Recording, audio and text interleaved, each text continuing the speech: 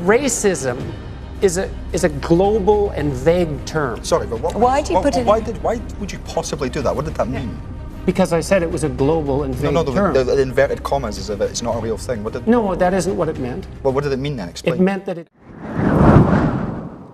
I know a lot of people who have staggeringly successful careers, and they're often loath to go into a political field despite the tremendous expertise they've developed, because they have to put everything that they've already accomplished on hold or in hawk, in a sense, to enter the public sphere. And I think one of the problems with that is that the most highly competent people in many fields are dissuaded from a political career because it requires the unproductive sacrifice of everything they've built. And so what that does, in some sense, is deprive us of some of the best people who could be considering politics as a mode of public service.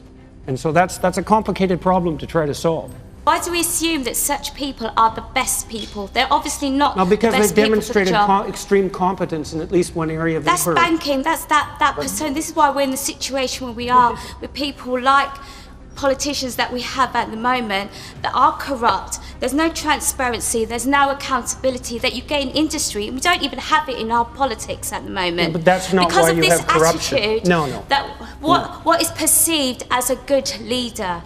No, that's not why you have that problem. Most people who are successful in their given field aren't corrupt. It's very difficult to become successful and be corrupt. So I know people like to think that, but it's just not true. Corruption is good, it's acceptable.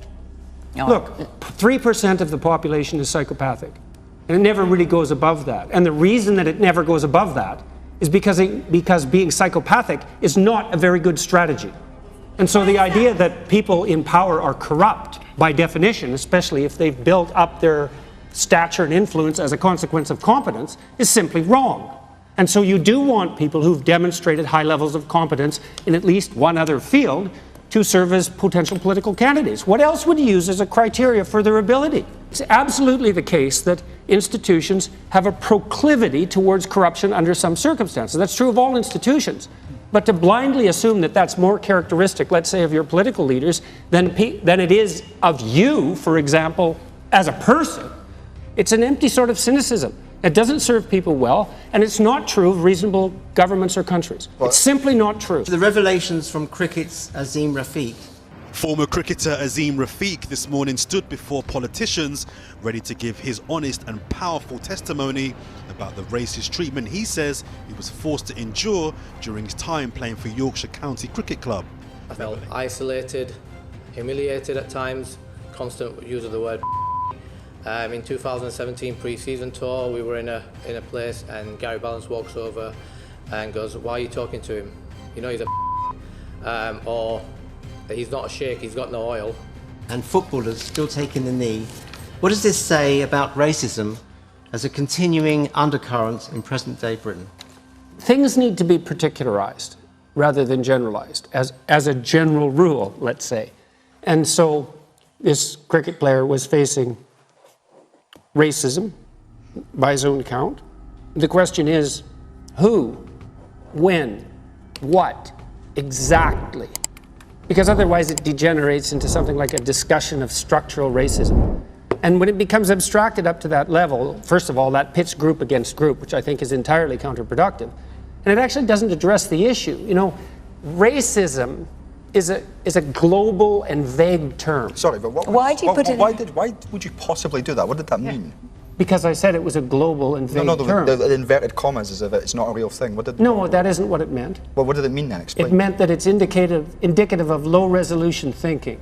And what I mean by that is we use all these terms frequently in discussions like this that are he was containers of undifferentiated content. He was repeatedly called abusive terms directly linked to his ethnicity. By who? By not just one, but repeated members of the Yorkshire Cricket Club. He's had people contact him. If it walks like a duck, Jordan, talks like a duck, it's a duck. It's racism. I'm not denying his experience. Right. What I asked was exactly who and when, and you just answered that question. So I would say those specific people should be held specifically to account for their actions.